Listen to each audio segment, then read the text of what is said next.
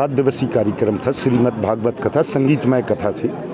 बागेश्वर धाम के पीठाधीश्वर श्री धीरेन्द्र कृष्ण जी शास्त्री जी के मुखारबिंद से यह श्रीमद् भागवत कथा का आज समापन दिवस 7 दिवसीय कथा थी। 5 जनवरी से 11 जनवरी के बीच यह कार्यक्रम था। आपने भी देखा है, हमने भी इस कार्यक्रम की तैयारी में बेहद व्यवस्था की है। आपने देखा कि चाहे वो बैठने की डोम व्यवस्था हो, चाहे भंडारे की व्यवस्था हो, हमने प्रतिदिन भंडारा चालू किया है। आज भी भंडारा है। आज हम 11 तारीख को कन्या भोज का भी मंच से निमंत्रण करेंगे। हमने सबसे पहले इस भागवत कथा को, जब महाराज का आशीर्वाद हमें प्राप्त हुआ था, तो हमने इसका जागरण बनाया। हमने करीब 101 आरतियाँ ग्रामीण में, गाँव में और शहर में के प्रत्येक वार्डों में की है।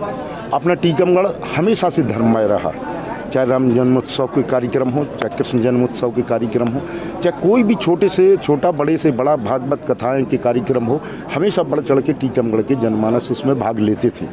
और आपने देखा होगा कि हमने जो जन जागरण किया है, हमने एक एक घर पीले चावल, निमंत्रण कार्ड, कटआउट बैनर, पोस्टर, हमने ये सब चीज़ें कथा के जागरण की जो तैयारी होती है, हमने बहुत बड़े रूप में की थी। 101 कथाओं को 101 हमने आरतियाँ की हैं। उस आरती से जो टीकमगढ़ का धार्मिक जनमानस है वो जागा। और देखो आप, इतने बड़े संत यहाँ पे आए। हम निवेदन भी सबसे यही करते थे कि अपने बुंदेलखंड के इतने बड़े संत हैं जिनकी देश और विदेश में बहुत बड़ी छवि है, बहुत बड़ा साख है उनकी। हटा के कार्यक्रम में, नोएडा के कार्यक्रम में, गुजरात के कार्यक्रम में, इवन विदेशों के कार्यक्रम में भयंकर जनसैलाब उमड़ता था। और हम यही निवेदन करते थे कि अपने बगल के छतरपुर के जो संत आए हैं, उनके लिए इतना बड़ा कार्यक्रम होना चाहिए, इतना सम्मान होना चाहिए कि जब संत का सम्मान बनेगा। और हमारी मांग रहती थी कि श्रीमद् भागवत कथा की शोभा कलश यात्रा, कलश यात्रा की शोभा माताएं बहनें। आपने देखा होगा कि 15-20 हज़ार तो माताएं थीं कलश यात्रा में। 40-50 हज़ार की कलश यात्रा निकली। प्रतिदिन 20 हज़ार आदमी, 25 हज़ार आदमी। कल तो आप खुद बताओ कि 40 हज़ार आदमी था। आज आप लोगों के सहयोग से आपने हर जगह तक, प्रेस ने हर जगह तक इस कथा को हर घर में पहुंचाया। हम आपके बेहद आभारी हैं। और जो हमने निमंत्रण और बुलगुआ माताएं बहनन को दो तो, और जो अपने टीकमगढ़ नगर, टीकमगढ़ ग्रामीण विकास खंड में और ज़िले में जो निमंत्रण दो तो, हमारे बुलगुआ को पूरे ग्रामीण के लोगों ने स्वीकार करो, शहर के लोगों ने स्वीकार करो। इतनी माताएं बहनें शहर से आज तक किसी भी कलश यात्रा में और कार्यक्रमों में नहीं निकली होंगी। हम उनके आयोजन हुआ, ऐतिहासिक आयोजन हुआ, ना कभी हुआ है आज तक इतना बड़ा आयोजन। और जो शहर की पब्लिक है वो बड़े ध्यानपूर्वक आपकी कथा सुन रही थी। अब आप अपनी बात करें। जय श्री राम, जय बागेश्वर धाम, श्री राम राजा उड़ीसा सरकार की जय, कुंडेश्वर महादेव की जय। देखो भाई, टीकमगढ़ नगर महापुरुषों की भूमि है, तीर्थों का नगर है ये टीकमगढ़। यहाँ आकर के दास को बड़ी प्रसन्नता हुई। और यहाँ के लोग भी बड़े प्रेमी हैं, बड़े रसिक हैं। सबसे बड़ी बात यह है कि कथाक्रम में लगातार 5 दिन तक बारिश होगी, लेकिन उन सभी मर्यादाओं को तोड़ करके बागेश्वर बालाजी की बगिया के पुष्प, राम राजा सरकार के प्यारे, कुंडेश्वर महादेव, अछू माता की कृपा पात्र सब फिर भी भागवती रस वर्षा में डूबने के लिए खूब आए। ये बड़ी प्रसन्नता रही, बिल्कुल इसमें संदेह नहीं है। भव्य और दिव्य कथा हुई, हमें बड़ा आनंद आया। महाराज जी, आपने कई जगह कथा का आयोजन किया है, तमाम। टीकमगढ़ में कैसा लगा आपको अन्य जगह? चूँकि ये तो हमारा बुंदेलखंड है, बुंदेलखंड की आत्मा है टीकमगढ़। यहीं से बुंदेलों की प्राचीन इतिहास की चर्चा आती है। तो यहाँ आकर के हमें बड़ी प्रसन्नता इस बात की है कि राम राजा सरकार के चरणों के नज़दीक है। प्रसन्नता इस बात की भी है कि कुंडेश्वर महादेव के नज़दीक है। यहाँ आकर के ये जो दीवानगी है ना, ये जो पागलपन है राम जी के प्रति, श्याम जी के प्रति, कथा के प्रति, संतों के प्रति, ईश्वर करे पूरे देश में ऐसी बरकरार होनी चाहिए ताकि सनातन धर्म बढ़ सके और ऐसे ही ध्वज लहराता है। महाराज जी, आपकी जो सिद्धि है, हमने देखा है, यूट्यूब पे भी देखा, तमाम, और सामने भी देखा, उस दिन भी देख रहे थे। तो आपको जो सिद्धि जो है, थोड़ा इसके बारे में बताएं। आप कैसे, मतलब सब ईश्वर की कृपा है, वो है जो भी है सब बागेश्वर बालाजी की दया है। चूँकि ये परंपरानु अंतर्गत दरबार की महिमा है। हमारे पूज्य दादा गुरु जी भी दरबार लगाते। दादा गुरु जी के पूर्व में भी एक संत हुए, दास के ही वंश में, गर्ग वंशीय शुक्ल वंशीय ब्राह्मणों में, जिस ग्राम में दास का निवास है, जहाँ बागेश्वर धाम है। ग्राम गढ़ा में। तो वहाँ पर 3 पीढ़ी से अनवरत ये जो है परंपरा दरबार की चल रही। तो पूर्व में 40-50 लोग आते थे। अभी आजकल सोशल मीडिया का ज़माना है, तो कई भक्तों ने मिलकर के वो यूट्यूब चैनल आदि पे डाल दिया, तो फिर खूब न्यूज़ वगैरह ये सब आप सब लोग पहुँच गए। तो आप सब ने जो महिमा एक क्षेत्र तक सीमित थी, उसे जन जन तक वर्तमान में देश और विदेश के कोने कोने तक पहुँचा दिया। ये परंपरा दास की कोई महिमा नहीं, ये सिद्धि दास के ऊपर नहीं है। ये तो निमित्त जरूर हम दिख रहे हैं, पर ये सिद्धि पूर्व में सन्यासी बाबा को प्राप्त हुई। सन्यासी बाबा जी से फिर दादा गुरु जी को प्राप्त हुई। उन्होंने फिर दास को सेवा में विगत 10 साल से ही जो है बागेश्वर धाम की सेवा की। महाराज जी, आपके श्रोता तो करोड़ों हैं, पर आपके पास कुछ ही लोगों की पहुंच है, बड़े बड़े लोगों की। जैसे हम गरीब हैं, छोटे पत्रकार हैं, हम भी अगर आपसे आशीर्वाद मांगेंगे तो क्या वही आशीर्वाद देंगे जो आप बड़े लोगों को देते हैं? बिल्कुल, तो हमें आप दे दो, खूब आशीर्वाद। हमें टीकम का चेयरमैन बनना, वाह, हमें आप ही आशीर्वाद दें। इसके लिए तो आप अर्जी लगाइए। हमारे लिए कोई बड़ा अथवा छोटा नहीं, ये भ्रामकता जरूर लोगों के मन में रहती है। बस इतना है कि उनका स्वयं का कोई प्रोटोकॉल हो। जहाँ हम रुके हैं तो हमारा तो देखो बस में है किसी के, ये कह सकते हैं। तो जिनका उनका जो प्रोटोकॉल होता है उस प्रोटोकॉल के अंतर्गत हम रहते हैं। बाकी आप देखिएगा, सामान्य आदमी भी हमसे मिलकर जाता है और VIP भी। अंतर इतना पर्चा दोनों का नहीं बनता है, पर सामान्य का बनेगा तो VIP का, नहीं तो वो दरबार के अलावा कहीं पर तो आ जाए। महाराज गढ़ा में जो अन्नपूर्णा भोजन आपको कहाँ से और कैसे प्राप्त? बहुत सुंदर। दास की ये जीवनचर्या से जुड़ी हुई है। बड़ा प्यारा प्रश्न किया है। बुंदेलखंड की सबसे बड़ी अन्नपूर्णा बागेश्वर धाम पर। बागेश्वर धाम आपके बुंदेलखंड का एक ऐसा धाम है जहाँ से मंदिर पर समाज सेवा के कार्य किए जाते हैं। अन्नपूर्णा भंडारा, गरीब कन्या को तो अन्नपूर्णा का मूल कारण है दास की भूख, जो बचपन काल में हमने अपने जीवन में व्यतीत किया है। तो उसको पूज्यपाद दादा गुरु की प्रेरणा से जब भीड़ ज़्यादा जुड़ने लगी, तो लोगों को भोजन की व्यवस्था नहीं थी, ऐसी प्रेरणा लगी कि 4 लोगों के लिए रसोई की व्यवस्था करो। आटा दाल भगवान लाए। धीरे धीरे कब व्यापक रूप ले लिया पता ही नहीं चला। प्रतिदिन 1000, 1500 लोग प्रसाद पा रहे हैं, और आप सबका प्रेम बना रहे तो ऐसे ही लोग प्रसाद पाते रहे, कोई भूखा न जाए। महाराज जी, आपका जो युवाओं के लिए मद्यपान या व्यसन हटाने का क्या उपाय है आपकी ओर से? देखिए, एक है नशा में पड़े हुए युवा। नशा से युवाओं को बचाना है तो कथा का नशा उनको देना पड़ेगा। नशा को नशा ही काट सकता है। तो संसारिक नशा जैसे बीड़ी सिगरेट आदि ये जो गंदे नशा है, उनसे अगर युवाओं को बचाना है तो कथा का नशा, सनातन का नशा, समाज सेवा का नशा, दीनहीन की सहायता का नशा उनके रंग जीवन में चढ़ाना पड़ेगा। संतों का नशा उनके जीवन में चढ़ाना पड़ेगा। हमें लगता है ये नशा अपने आप छूटेगा। महाराज जी, आपका जो ट्रस्ट है, सिर्फ अभी अन्नपूर्णा का ट्रस्ट चल रहा है, आने वाले समय में क्या आपकी योजना है कि इसको जैसे हॉस्पिटल बनाना है, स्कूल बनाना है, या गरीब लोगों को शिक्षा देना है, इस प्रकार का है क्या? बिल्कुल, आगामी में लगभग 3-4 वर्ष में ही ये जो है प्रोजेक्ट फाइनल में है। ट्रस्ट नहीं कर रहा है, जो समिति 2-4-5 लोग जुड़ करके कर रहे हैं। तो ऐसी भावना है मन में कि गुरुकुलम की परंपरा शुरू की जाए। अभी तो गुरुकुलम का विचार है, इसके बाद जैसी जैसी व्यवस्था बनती जाएगी। चूँकि वर्तमान युग में शरीर जो है दास है, किसी से धन कुछ मांगता नहीं है, कभी भी दान पात्र यत्र तत्र हम रखते नहीं है। कथाओं को भी जो मिल जाए उसी से अपना खर्च चलाते हैं। तो अभी ऐसी स्थिति में नहीं है, लेकिन दास के संकल्प में एक विद्यालय की, एक अस्पताल की, वो भी आयुर्वेदिक अस्पताल, प्राचीन पद्धति को जीवंत रखने का दास का ज़्यादा।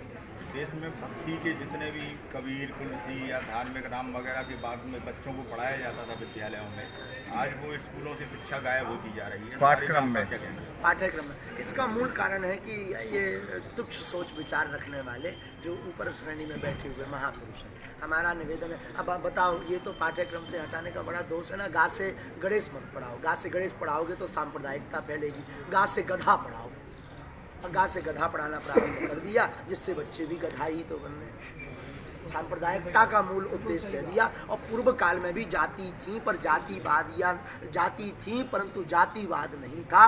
पूर्व काल में भी धर्म थे, परंतु जो है धर्म के प्रति बंटवारा नहीं था। शिक्षा नीति कैसी होनी चाहिए? शिक्षण नीति हमारे अनुसार रामचरितमानस, गीता, महापुरुषों की जीवनी से जुड़ करके होनी चाहिए।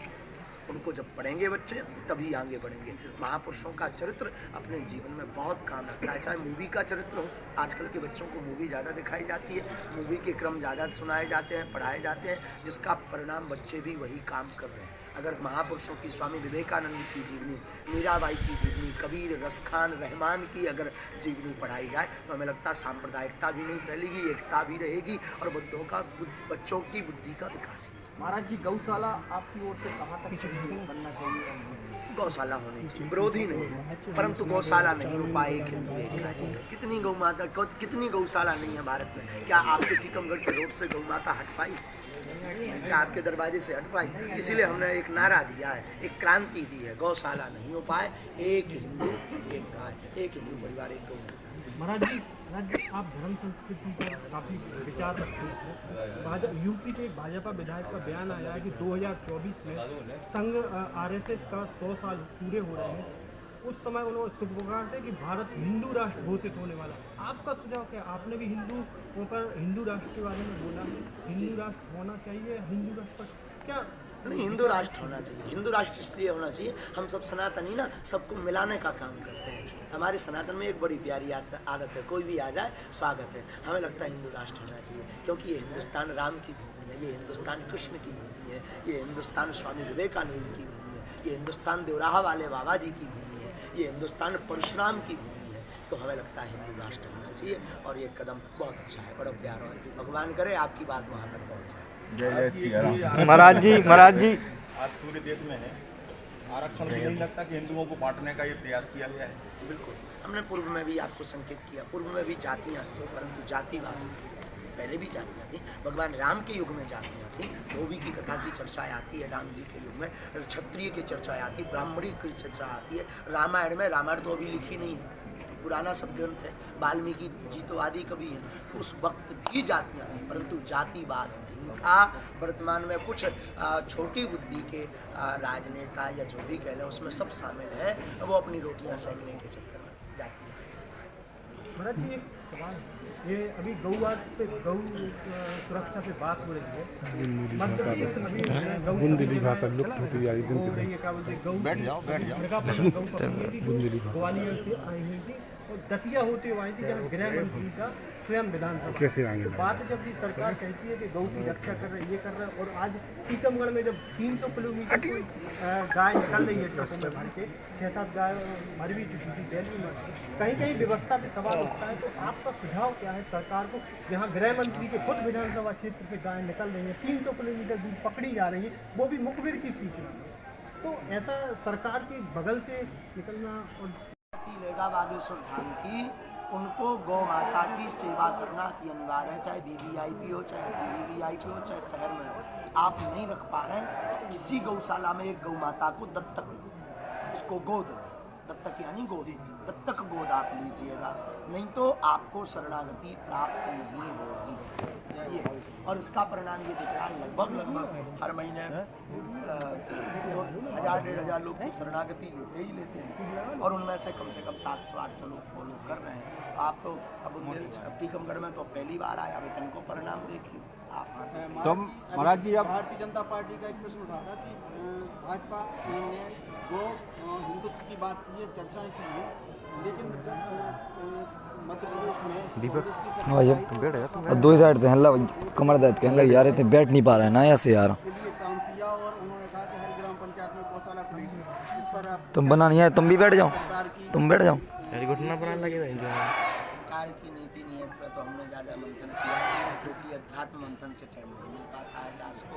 भगवान करे सबको समृद्धि हो, और हम तो यही 2 ही सरकार हैं, प्रदेश सरकार और देश सरकार से जो निवेदन कर भी, हमने भी वोट दो, हमारी वोट गौ माता के गोवध वंश के बंद के रूप में भंजा दो, जहाँ हमारी माँ माता को राष्ट्रीय धन घोषित किया। हमारा राष्ट्रमाता तो भारत माता है, तो राष्ट्रमाता बनना बड़ा विषय पेचीदा होगा, बड़े प्रश्न होंगे। तो हम सरकार को, हमारे पास उपाय, विश्व माता हमारे पास उपाय है ना, गुरु के पास तो उपाय है, तो हमारे पास उपाय है कि गौ माता को राष्ट्रीय धन घोषित किया। बुंदेलखंड ही बोलते हैं, बुंदेलखंड राज्य बनना चाहिए क्या? बुंदेलखंड राज्य होना तो चाहिए, अगर विकास करना है तो। अब विकास करना है तो पहले हम आपको जागरूक होना पड़ेगा। बुंदेली बड़े देखिए महाराज जी, ऐसा है, तो नेताओं का ये भी कहना है कि बुंदेलखंड एक ऐसा शब्द है जिसमें सामंतवाद की बू आती है। सामंतवाद की बू आती है, किसी को जो सामंतवाद में जहाँ तक जी रहा होगा उसको आती है, हमें तो हमें तो बुंदेलखंड में एकता, संपन्नता, सहजता, भोलापन, बुंदेली जैसे भोले कहीं आपको भारत में मिल नहीं सकते। अपना मठाप को पत्रों निकात सो कह रहे हमने, लेकिन हकीकत अबे और कहूँ फंस जाओ उत्तर प्रदेश अन्य प्रदेश में फंस जाओ, काट देता कहते जी बैठे हैं से प्यार से। महाराज जी एक अनुरोध है, एक अनुरोध यहाँ दीदी को लेकर युवाओं को क्या प्रेरणा देना चाहेंगे? युवाओं को हम यही कहेंगे सनातन से जुड़े, राम से जुड़े, कृष्ण से जुड़े, बहुत जुड़ना जरूरी है। युवा बहक रहे हैं चलचित्र के चक्कर में, मूवीज़ के चक्कर में, जो गंदी मूवी बारे 2 कौड़ी के एक्टर हमारे युवाओं को बहका रहे हैं। हम प्रार्थना करेंगे ऐसी मूवियों को बिल्कुल भी फिल्म बोर्ड जो है सेंसिट ना करे जिससे युवा बर्बाद हो। हम यही निवेदन करेंगे। विवेकानंद के ऊपर फिल्म बनाई जाए, देवराहा वाले बाबा के ऊपर फिल्म बनाई जाए, नीम करोली बाबा के ऊपर फिल्म बनाई जाए, फिर उसको थिएटरों में ज़बरदस्ती चलवाया जाए, युवाओं को दिखवाया जाए, फ्री डिस्क चैनल पर उनके एपिसोड चलाए जाए ताकि युवा उसे। महाराज जी एक अनुरोध है कि यहाँ पे गौ सेवा में बहुत से लोग काम करते हैं लेकिन छुपे हुए, यदि आपके यहाँ से आज भी कभी भी बागेश्वर धाम में कहीं सम्मान उनको अगर मिल जाए तो उससे कई लोग प्रोत्साहित होंगे, ऐसा अनुरोध नहीं है। आपने दिन तो हम यही कथा में बुला लेते, ये तो सबकी इतने छुपे हुए हैं वो कथा जो है किसी एक यजमान की करते नहीं, ये तो सबकी कथा है। नहीं अभी नहीं, वो आपके यहाँ से कभी भी हम आपके आप जुड़े रहिएगा जी और आप धाम पर आ जाइए तो हम निश्चित रूप से। महाराज जी आपका स्वागत है। आने वाले समय में इसी तरह टीकमगढ़ में और कथा करते रहें और हम लोगों को मार्गदर्शन देते रहें। सुना का बाजू के लातन के लतरौना है सब जने और हम लोग भी आपके बड़े अगली बार भी कथा आप ही करें।